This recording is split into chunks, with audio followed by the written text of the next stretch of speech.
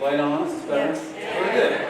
I apologize for bringing my bag. It's very tacky to bring your bag up on stage, but I'm from New York. I gotta know where my shit is all the time. Like, I'm going backstage.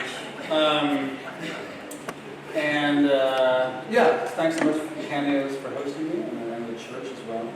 I was looking at the map to figure out where to come, and I was like, oh, that's the church across from Madison Market. Of course, Madison Market has not been here for a while. Or the tuck shop, or the Paradise, or the Ideal. But I heard my mom saying that she wasn't allowed to eat in the Paradise in the 40s because it was segregated, so maybe it was karma. But it got me thinking about the book Sag Harbor. I've not read from it in a long time, and I thought I might just read a short passage about the main character, Benji Cooper, walking to work at Big Olaf, because all these things have gone, but Big Olaf is still there. 40 years later, it's like the Rasputin of ice cream shops. Cannot be killed.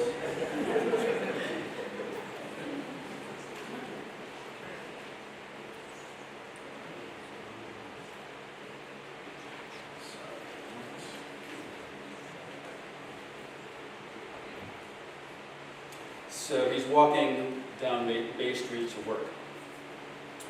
It must have been quite a sight back in the days, seeing sleepy Bay Street swarming with the antic commerce of the whale trade, cockeyed captains harumphing down the gangplanks of assorted schooners and great ships, salty dogs of all shape and temperament and color dragging harpoons, humming the latest sea shanty, and generally roiling about where what is now orderly sidewalk and tamed grass.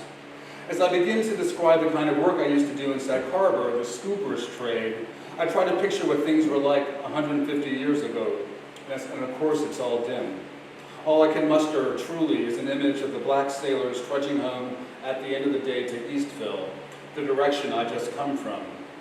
I tipped my hat to ghosts as we passed each other. At the stoplight, Bay Street ended, and I had a choice: turn left toward the corner bar, or turn right onto the long wharf. I turned right.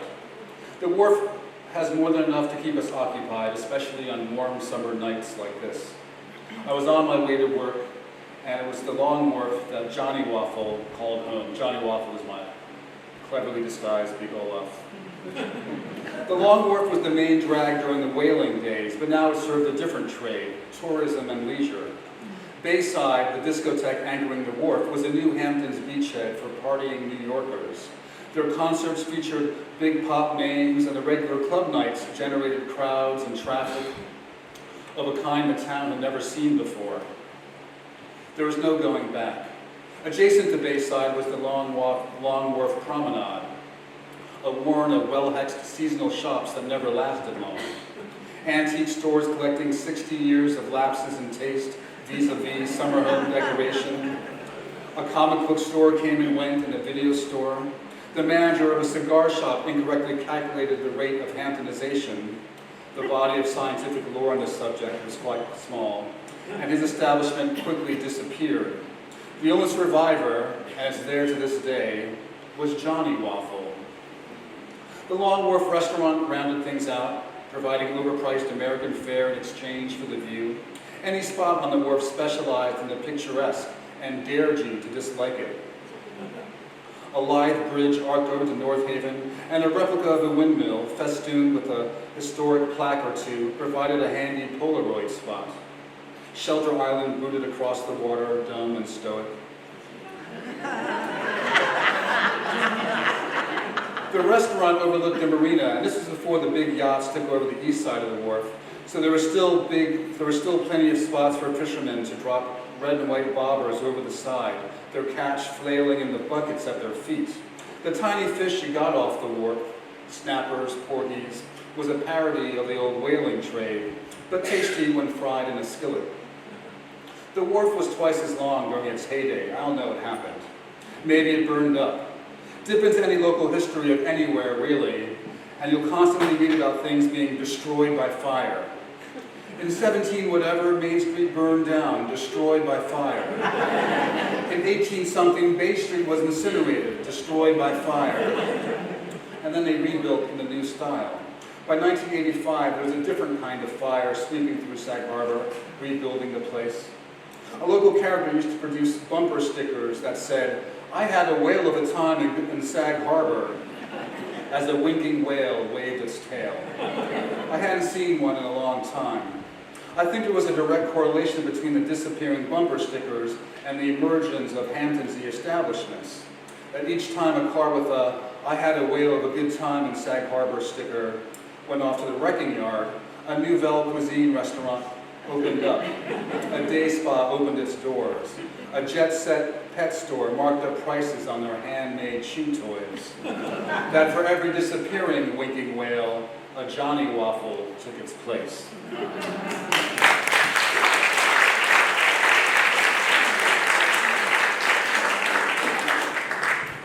So I wrote Sag Harbor because I was trying to find a new way of doing things. My first books were very remote, detached, postmodern style, and I was trying to figure out how to be closer to my own experience. And I got the idea to write about Sag Harbor, which had formed me. I get ideas from all sorts of places. My first book, The Intuitionist, I got the idea from watching television.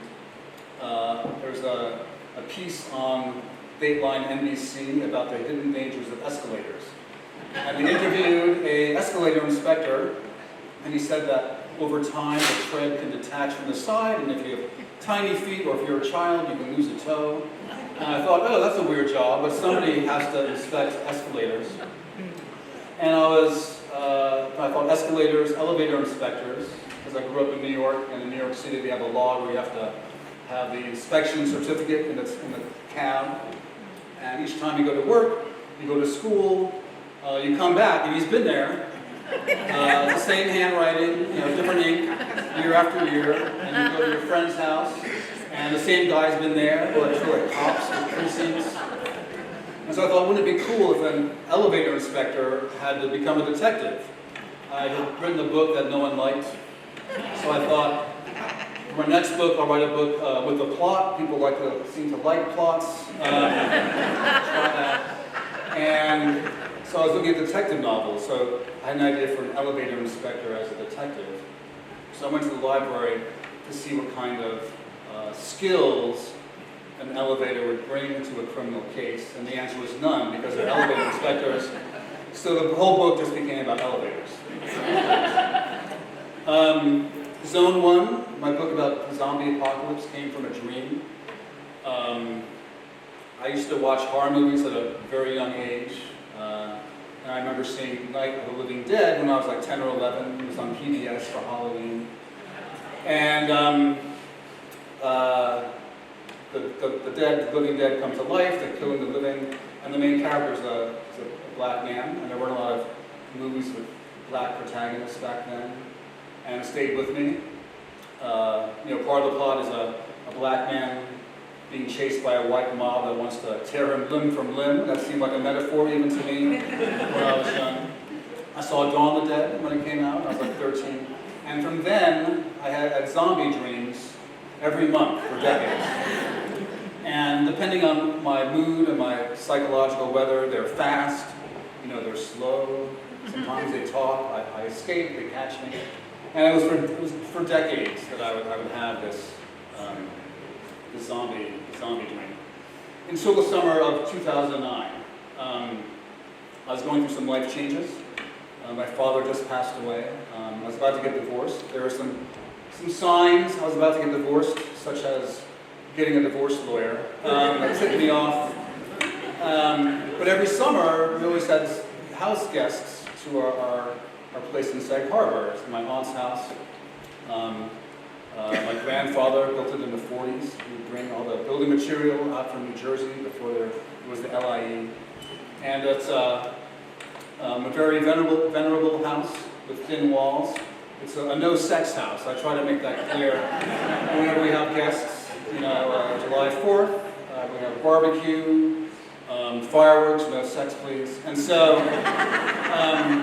I didn't want to have guests that weekend, or I should have, but they came, and even though I had all this stuff going on, and I woke up in the morning, and and I heard them talking downstairs because of the thin walls. And I was just like, I wish they could just leave. And so I willed myself back to sleep, which is a skill I've developed over time. And I had a dream that I couldn't go into the living room because I wasn't sure if they'd swept the zombies out yet. And I woke up and I was like, oh, that's a real consideration in the apocalypse. How to get rid of the extra zombies. So I got an idea for a book from a dream. And there's an old screenwriter joke about a screenwriter wakes up in the middle of the night and he writes down his idea and he looks at it in the morning and says, like, boy meets girl. So usually dreams do not work out. In that case it did. For Harlem Shuffle, I got the idea because I was in a car with my wife. We were driving and I was thinking about what movie to rent that night. And I thought Ocean's 11. Again, I keep renting Ocean's 11. And just because I was so jealous, I must have had so much fun writing this heist movie. Could I do a heist novel? And so I sort of gave myself permission and started working on it. And I should point out that I was not driving because I didn't get my license until last fall. I figured after the pandemic, I finished Crook Manifesto, I should change things up, so I got my driver's license, I got a driving teacher, and now if you park at Chivoni's and you come out, there's like a dent in your car. It's probably me trying to move around. On the one hand, I'm like more aggravated as a driver, and get like road rage. I'm like, oh, these summer people, even though I'm a summer person. It's always like other people are summer people, not you. You're one of the good ones. Everyone else is like a bad summer person. So I get road rage, but also have more empathy. So I used to be like, oh, that guy's a maniac, a driver. And now I'm like, oh, maybe they just remember the childhood sadness and they're overcome with sadness, and that's why they're driving poorly. So, where was I? Harlem Shuffle. So, what I like about heist stories is that they can go either way. You can pull it off as in Ocean's 11. You know, you plot and plan, and you can escape your fate. Those guys are a little bit too high-tech in Ocean's 11. They're very handsome. They can afford $1 million electromagnetic device that knocks out all the security in Las Vegas. And I prefer the more sort of low-tech kind of heisters, the ones who don't pull it off. And there's a great tradition in heist movies, whether it's The Killing by Stanley Kubrick, Rififi, The Asphalt Jungle, of losers who believe that they can transcend their fate if they pull off this heist, they plot their plan, and if they execute it perfectly, they can escape where they come from. And of course, the reader or the viewer knows that things are going wrong pretty quickly. The wheelman is back on heroin, he's going to have the shakes. The safecracker's wife is cheating on him, he's very upset, he's going to blow it. And we sort of see the slow motion heist go to disaster. And that's the kind of heist story I wanted to tell. A heist story where things don't necessarily go right. I had to have a main character. I came up with Ray Carney. I always hated in heist movies where you meet the character of the fence, and the fence is someone who takes the stolen goods from the robbers and then recirculates them back into polite society. So you steal $2 million in jewels, half the gang is shot, they're bleeding, they're on the run from the cops, and then you go to the fence, and the fence is like, $2 million in gems, I'll give you 10 cents on the dollar. And I always hate that character, so I thought maybe he'd be a good subject protagonist. With Sag Harbor, I was writing about teenagers. I am like being a teenager, and I don't like reading about teenagers, and I don't like teenagers. So I thought I would challenge myself to write about that time. And I thought I'd do the same thing with the Harlem Shuffle. So I did some research, and fences often have a legit business. So they'll sell furniture or appliances, and in the back is where they do their criminal biz, their illicit activity. And that spoke to a divided nature. So I came up with Ray Carney, who is someone who grew up poor with a criminal for a father, but wants to have a good family, wants to be an upstanding citizen, wants to put that all behind himself. And part of Harlem Shuffle and Crook Manifesto is him warring with his inner nature. He wants to be a good man, but there's a voice in the back of his head saying, let's do crimes.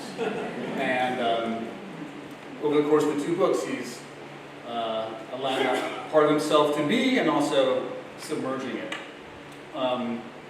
There's a character, a sidekick named Pepper, who's in Harlem Shuffle, and he returns in Crook Manifesto.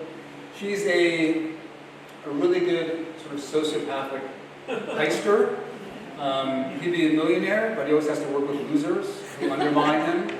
And he's sort of like Yoda, he's sort of like Carney's Yoda, sort of teaching him the ropes of the criminal trade. And he's always good, he's fun to write and he's fun to read. So I'm going to read this section from Crook Manifesto. It's 1973, and he's recalling a moment when he was offered a job by the owner of a restaurant.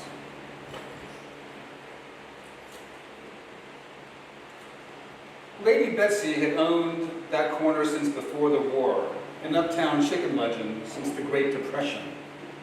A refreshing scorpion spike of heat lay hidden in the collards, and the mac and cheese was a symphony of competing textures, but the chicken was divine, fried in the very skillet of heaven. The house dredge was no mere spicy dusting of cornmeal, but a crispy concoction of buttermilk, flour, and dream stuff. To penetrate that wall of batter and gain the meat inside was to storm the keep of pleasure. Local politicians and famous songsmiths posed with the owner in photographs amid framed citations and plaques from the spectrum of Harlem organizations, the big, the small, the spurious. A Big Apple Tours bus used to make a special trip uptown, and white people from all over the country, perhaps kin to the same white people who persecuted Lady Betsy down south, poured out of the vehicle to partake, until an incident in which a neighborhood rummy exposed himself in an especially aggressive anatomical display. And that put an end to the anthropology. You had to get there early. In the old days, before the restaurant took over the palm reader next door and expanded the kitchen, Lady Betsy sold out of wings and thighs and drumsticks by 9 p.m. So many people lined up, you'd think Count Basie was playing inside. Then Viola Lewis opened her joint across the street, 1965. She was a slim, dark-eyed lady of indeterminate age and over-determined mystery. She hailed from a witchy backwater in Louisiana and showed up in New York City with a carpet bag of money. It was said she'd enchanted the air of a colored beauty product dynasty with a handful of goofer dust. She set herself up on the corner of 138th and Amsterdam. The grand opening was less than spectacular. How could this upstart compete? Eventually, curiosity and the oddly alluring scent from New Country Kitchen's exhaust pipe won out. The surprising verdict? They did a pretty good bird in there. Existential arguments over which establishment fried the best chicken became a barbershop staple. Each joint converted its disciples, but Harlem is a sentimental place and set in its ways, and when the white world can take away you and yours in an instant, some folks hold on to the sure and the same. Lady Betsy's maintained the advantage. Opening a chicken joint from across a fabled Harlem landmark was a provocation. It's a free country, Viola told Pepper. I don't see what the big deal is really, she said, lying breezily. Her voice was low and husky, and she cut her syllables with the precision of a butcher. If her chicken's that good, it shouldn't matter if a dozen chicken joints open up on the block. This conversation happened in Donegal's one foggy night in the summer of '68. Somehow Viola had materialized next to him at the bar without him noticing. Witchy. Her black hair was woven into long Indian braids that lay across her white linen blouse like two serpents. He recognized her. He'd supped in New Country Kitchen a few times when the line was too long across the street. but had remained loyal to Lady Betsy, more or less. "I hear you pull jobs," she said. She acknowledged the facts of the case. She and her competitor were stalemated in their struggle for control over the mid-Harlem chicken trade. "I stand by my product and believe it to be superior to my competitors. But this war must end, definitively, once and for all, kaput." To that end, she wanted to retain Pepper's services for a heist, to steal her rival's fried chicken recipe. There was a rogue ingredient in Lady Betsy's chicken among the paprika and cayenne and garlic powder, an element X that Viola could not identify, try as she might. "Last night I woke up in a tremble, certain it was pickle juice in the buttermilk brine." It was not. As long as this variable eluded her, the war continued. In his decades uptown, Pepper had stayed out of Harlem's innumerable turf battles and gangster intrigues. He disdained the mainstream criminal class for its insipid codes, grubby designs, and the low-quality individual it attracted. Fuck him. Viola's contest with Lady Betsy was as urgent as any mob war, with casualties measured and customers lost instead of soldiers fallen. He was stirred by her proposal. They did a deal for the chicken job, shook hands, and the restaurateur disappeared into the Broadway mist. So I'll stop there.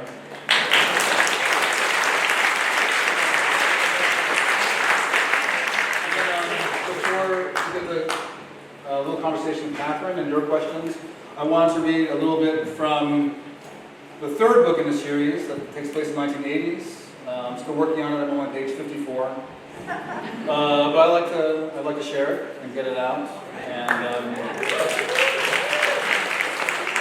guess it's a spoiler alert that Ray does not die in the second book, but it's a trilogy, so it's 1981, and as you know, remember Mayor Koch used to say, "How am I doing?" I don't remember his exact intonation. If you remember, you can tell me. But I'm going to say it how I say it, and then before the book comes out, I'll have been instructed on how he actually used to say it. So, the city's coming out of the fiscal crisis. In all of Ray Carney's years as a fence, he'd been a reluctant fence and a ruthless fence, at times harried and imperiled by his choices, and at other times the embodiment of crooked intelligence. There was only one occasion when he participated in the theft itself, and that was in the summer of 1981, when Uncle Rich came back to town. That bad news time. The city that year was true to its personality as malformed across the centuries.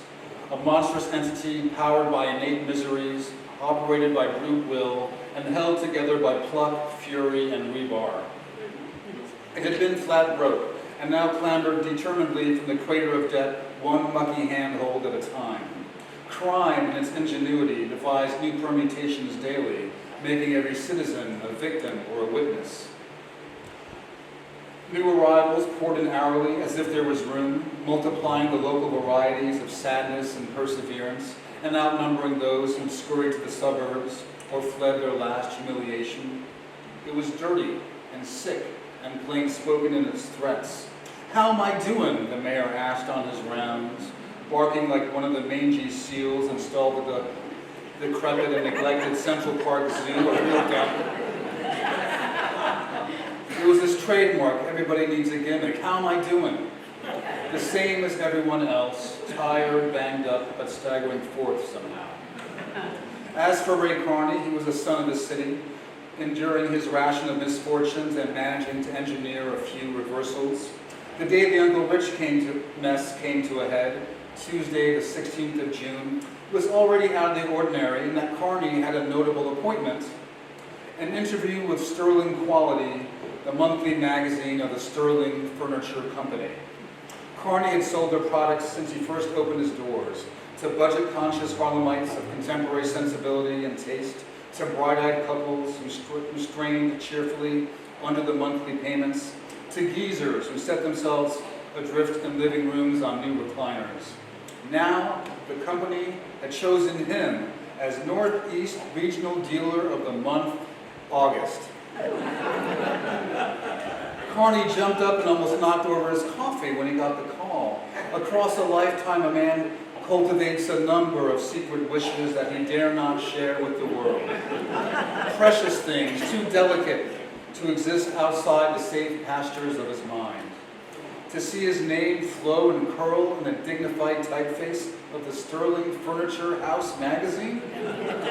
It was a dream he'd held close for decades. He and Elizabeth celebrate with a dinner at this French joint off Lex, where 2 tiny portions coiled on the big plates in insolent triumph.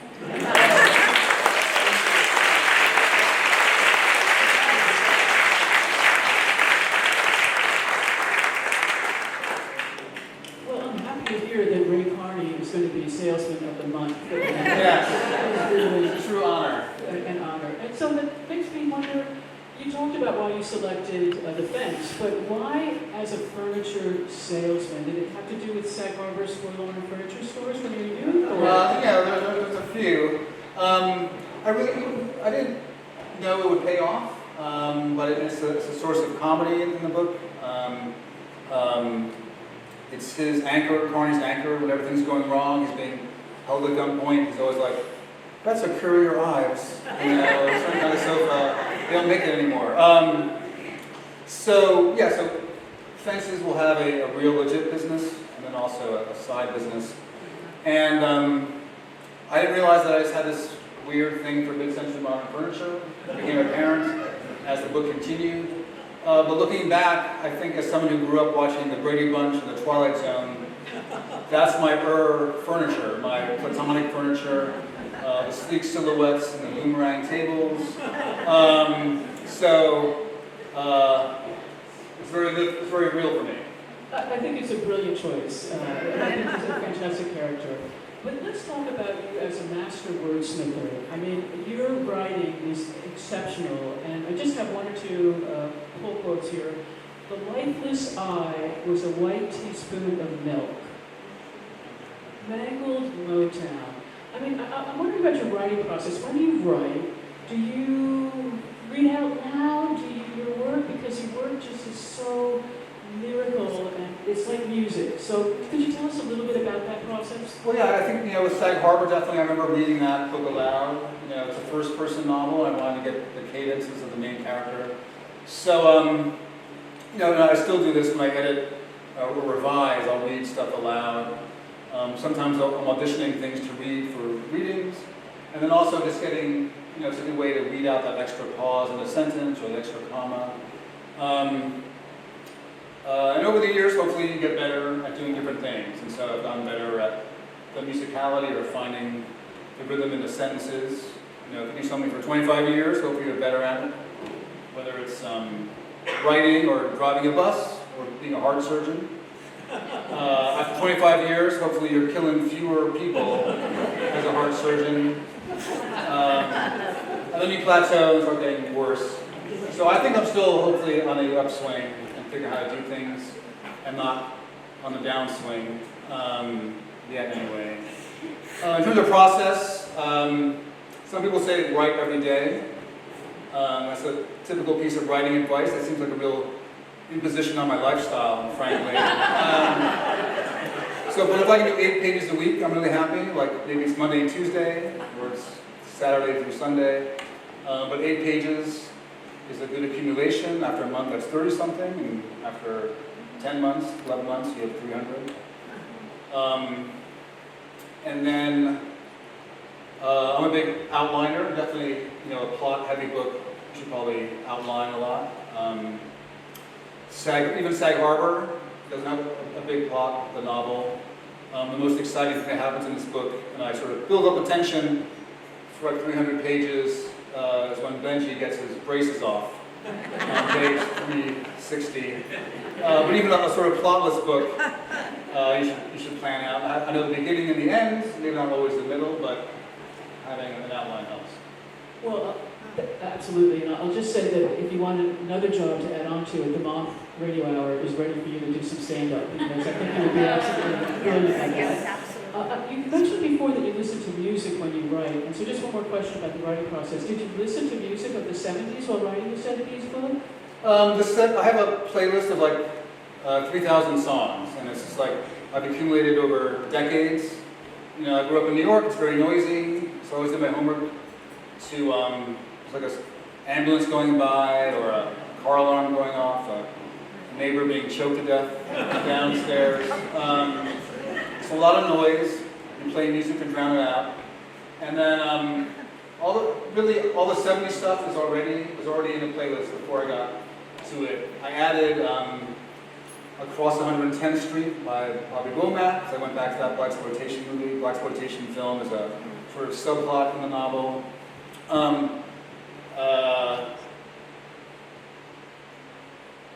Walk On by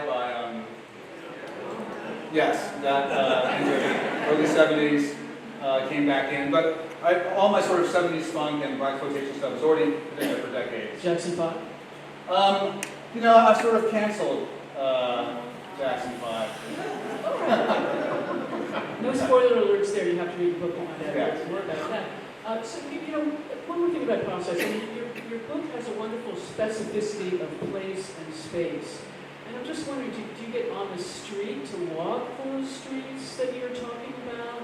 How do you work with that? It's both. I think whether it's Underground Railroad and trying to figure out how to dramatize the plantation, or Harlem Shuffle, I'm going to primary sources.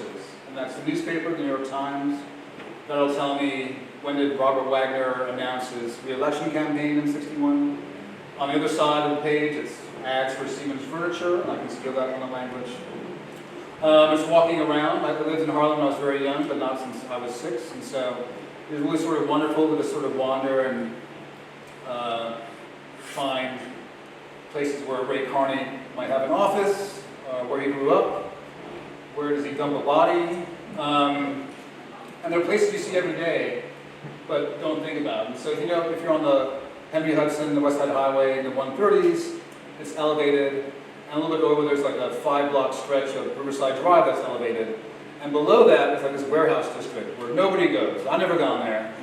You don't go there. But wouldn't you like to put a hostage there for a couple of days if you had to? I mean, no one's going to disturb you.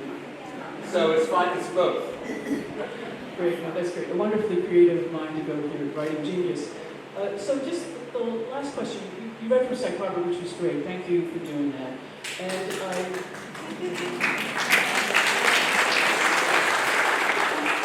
in an interview with Terry Gross, you mentioned that book was pivotal to your own, development as a writer. And I just wonder if you want to say a little bit more about that. And also, is there a series coming out?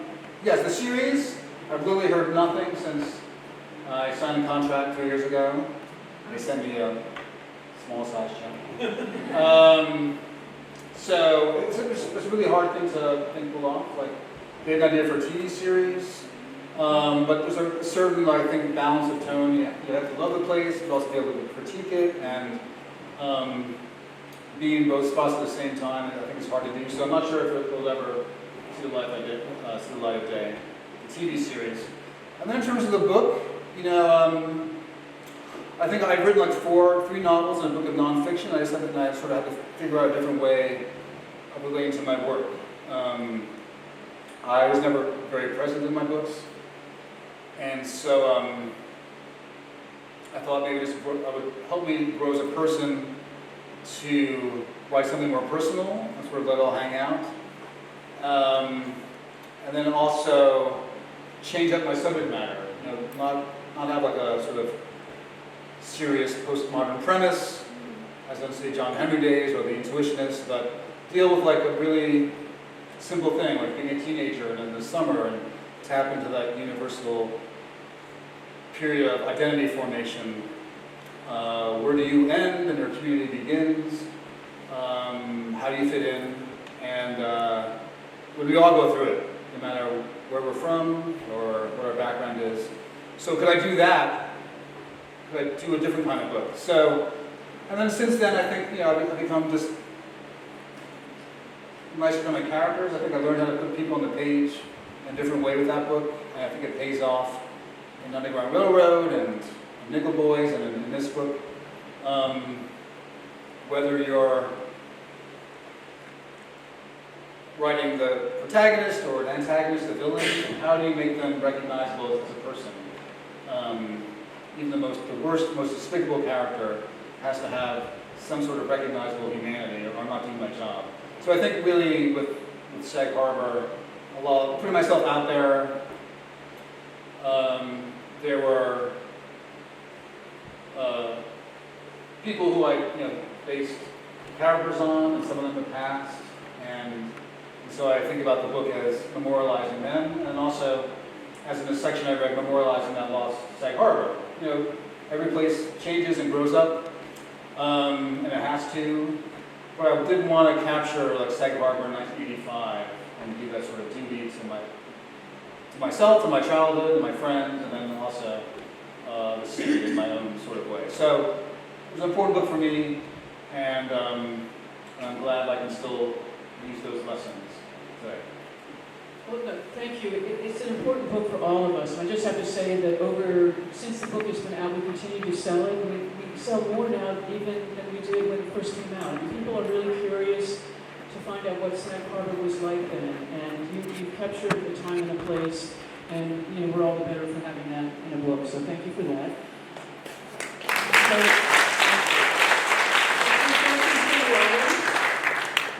Raise your hand and we'll call on you. I see the first person there, and then down the road. Yeah.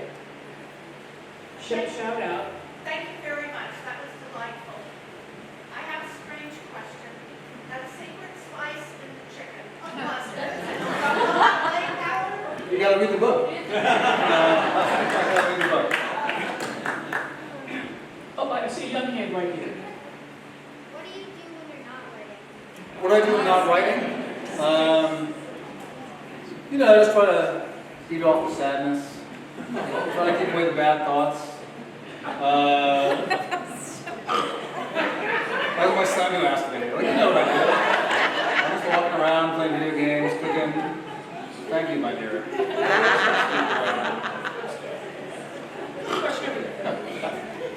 Yeah, you. Yeah, I once interviewed John Irving. He said that he couldn't start a book, a new novel, until he'd written the last sentence. Can you relate to that? A man talked to John Irving and said he couldn't start a book until he'd written the last sentence. I'm a big plotter and planner, definitely. And definitely with the last 5 books, I've known the last sentence or image or place where my character is emotionally, psychologically.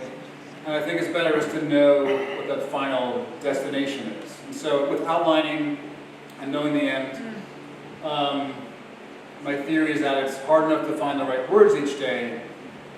If you don't actually know what's going to happen, it seems twice as hard. But some people are like, oh, the muse comes through the window and flaps and guides my hand. I live in New York. There's like a track fire on the 7 train. The muse is stuck on the ground. I can't rely on the muse, so I have to rely on my outline. First of all, thank you for coming. You're one of the most fascinating writers I've ever come across in my life. You have a way with words that is just remarkable. And I agree with you. You have to see the end and see the trajectory of where you're getting from. But curious, you talk about scripting, and by the way, you're very cinematic, extremely cinematic. You're there, texture, touch, smell. It's wonderful. And having lived in some of those periods in New York City, I can at least say, yes, that's what it was to me. But you talk about this being now a 3-novel series. How do you script out something over that length of time without either giving away things in the raw period or bending your characters in ways that you don't want them to be seen to us so that we don't take each one as an individual story complete unto itself? Sure, the question about the structure of the 3 books, how do you plot and plan them? How do you marshal the characters, get them on stage, move them off, organize it? It started off as 1 heist story and then became 3 pretty quickly because I kept coming up with more stories for Ray Carney. And so the first book was going to be following this person over 5 years in his criminal career. And I finished the book and I started writing, and then halfway through I was like, it's going to be 2 books, definitely. It's like, I had 6 stories. Started writing a second one, I was like, it's going to be 3.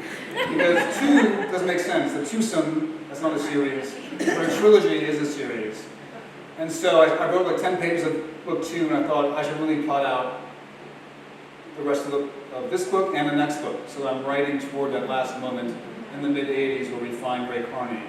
And part of the help with that I got from Christopher Nolan, the director. Not personally, but I watched Inception. I don't know him, I never met him. The movie Inception, and I was like, oh, he's really good at sort of seeding the end and the beginning. I was like, oh, but you do that too, Colson. Don't sell yourself short. But why aren't you doing that for the trilogy? And so I plotted the 3rd book. And because Harlem Shuffle was at the publishing house, but it was not copy edited, I was able to put in stuff from the 2nd book into the 1st book, and from the 3rd book into the 1st book.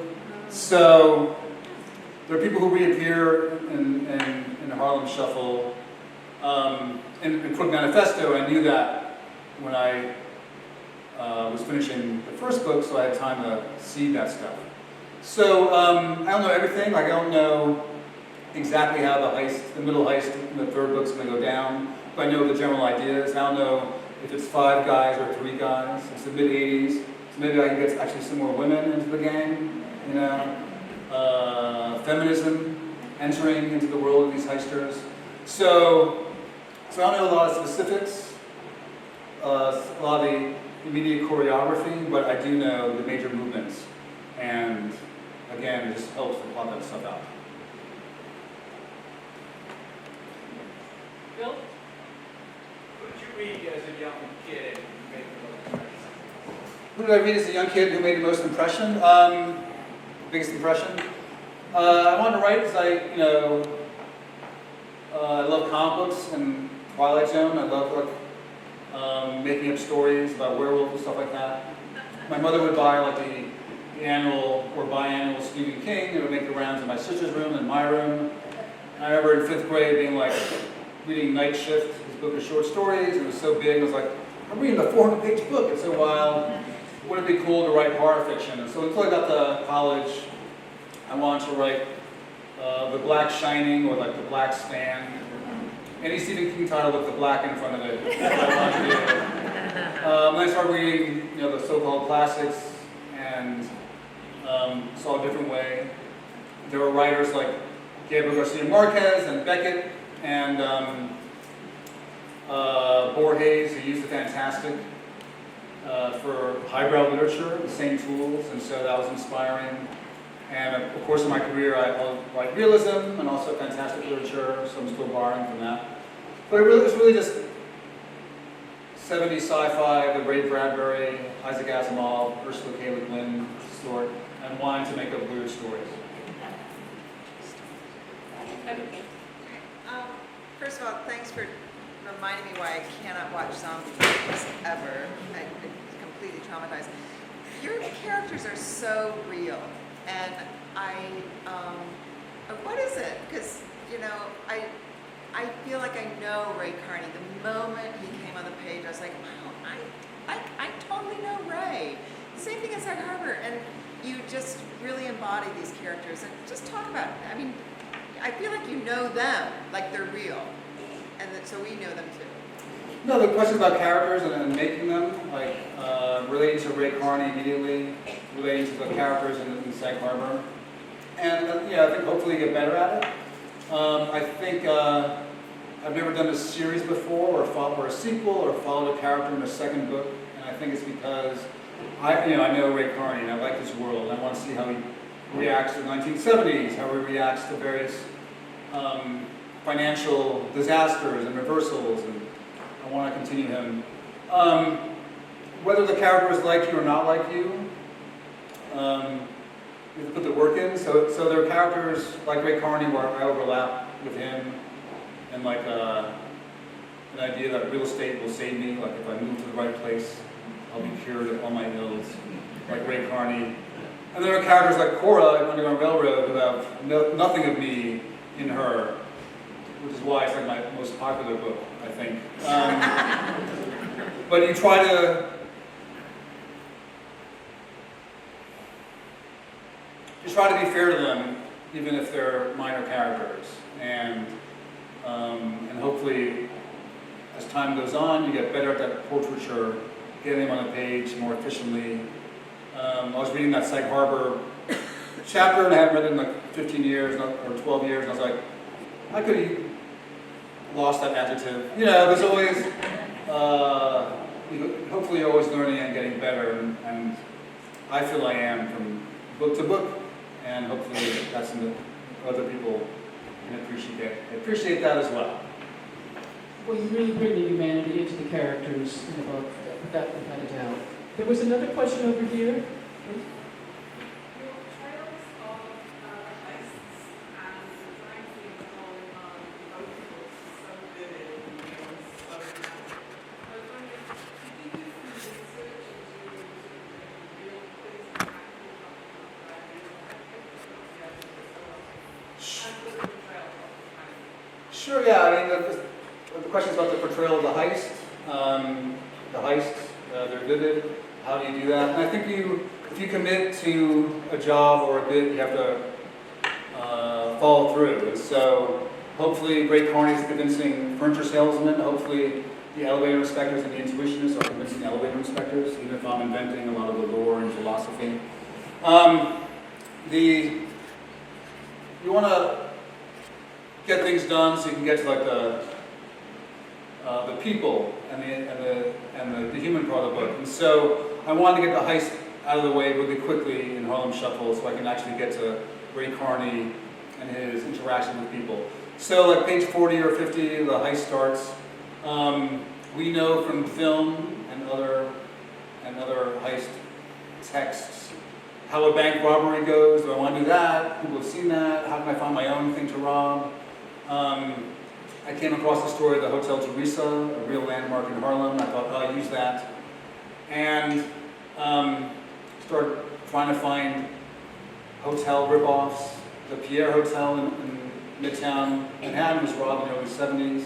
There was a bank of safe deposit boxes, and the crooks used, basically copied the crooks' method of getting to the safe deposit boxes and tying up the elevator guy, and I put my own spin on it, but the bare bones are from a real life case.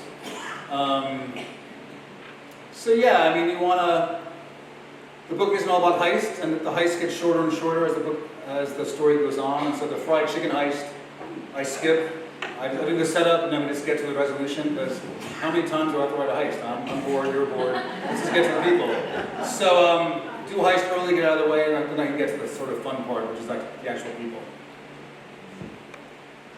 Okay, question right here. Not a question, but a comment. On behalf of your address neighbors, San Marcos, and Nineveh, we're just so proud of you. We use your books for our book clubs, and we just welcome you back home.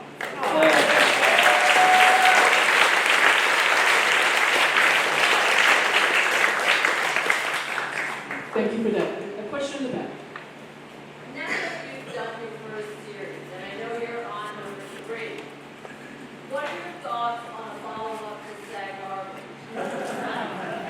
Yeah, well, I think when I wrote the book, I felt really good about it. And then I was like, maybe I'll follow him in his 20s. And someone was like, no one wants to read that. And I was really wounded, and since then I never thought about it. So probably not. I mean, maybe if a story occurred to me. At the moment, I don't have anything on tap for Benji. But maybe, you never know. You never know. Okay, 2 more questions. We have one right here and then one back here. Thank you, Colson. Question, you obviously write a lot of disparate topics. How do you figure out which topics you're actually going to hang a book on, and things that you just want to jettison because they're interesting but they aren't book worthy? The question is about writing different genres. How do I choose a genre? And then if I have an idea, how do I sort of weed through them and sort through the good ones from the bad ones? The second part is very easy. You know, if it stays with you, it argues for its importance as a project, as a compelling use of my time. And so I came across the real life story of the Dozier School, the model for the Nickel Boys, and that story stayed with me over the years, for about 4 years. And so that's sort of arguing for its importance.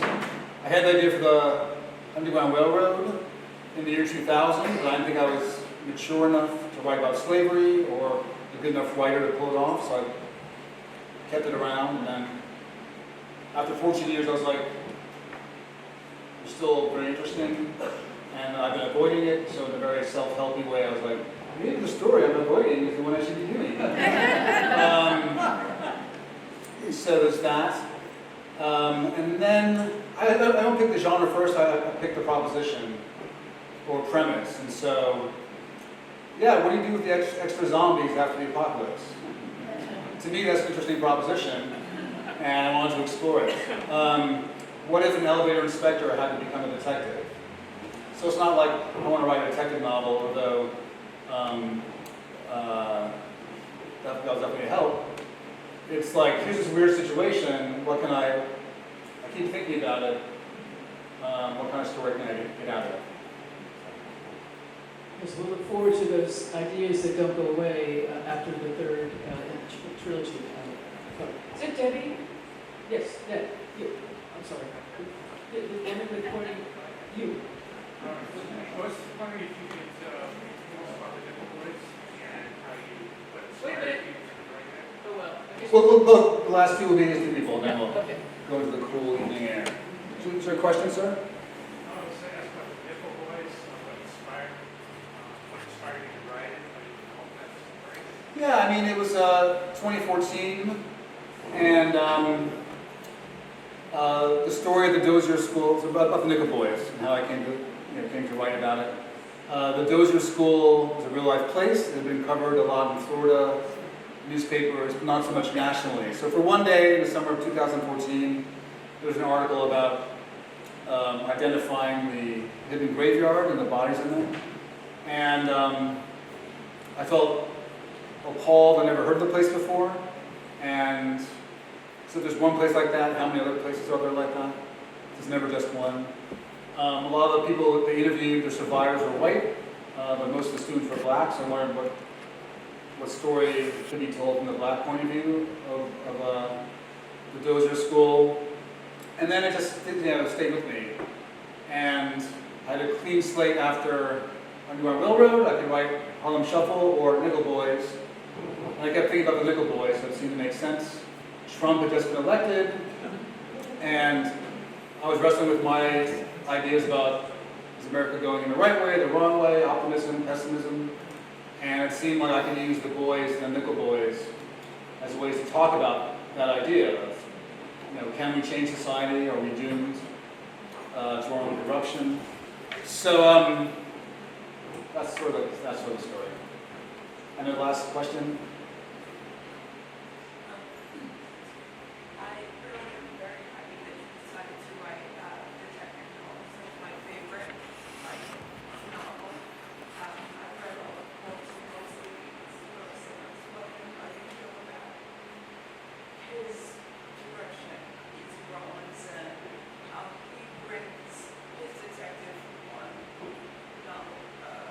detective novel to the next and changes the story completely. His women, so he wanted to get into feminism a bit more on how you plan on doing that. I mean, I feel like nobody ever would have you get it with the first time, right?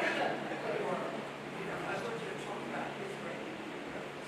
A question about Walter Mosley, talking about Walter Mosley.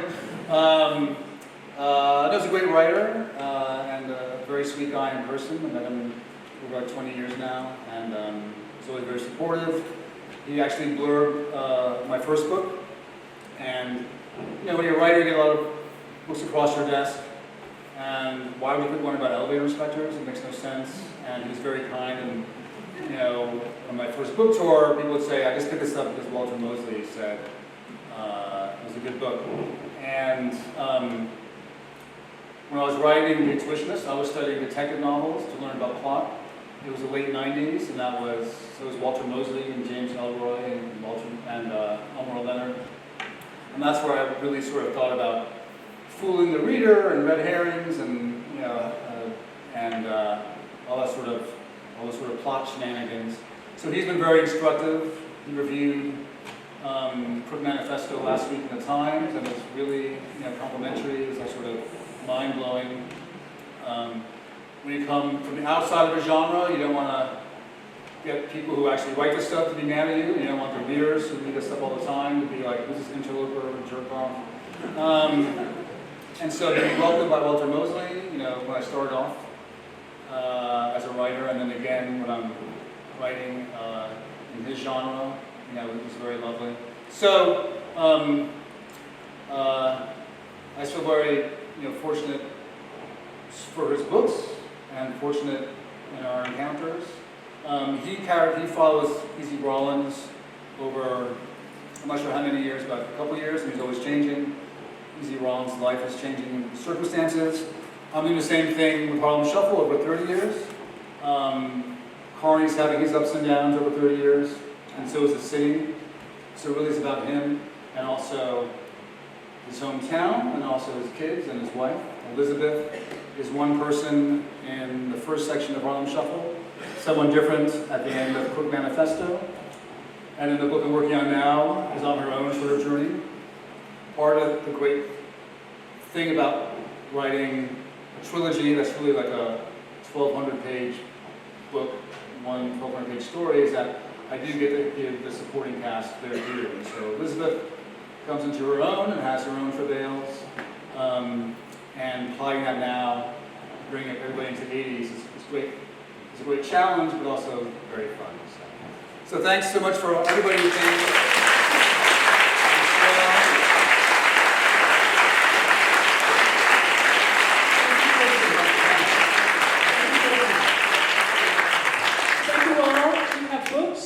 Signed out there. Colson has to skip away, so he won't be able to personally sign them, but we do have books already signed out there for you to get. Thank you all for coming. Colson, thank you.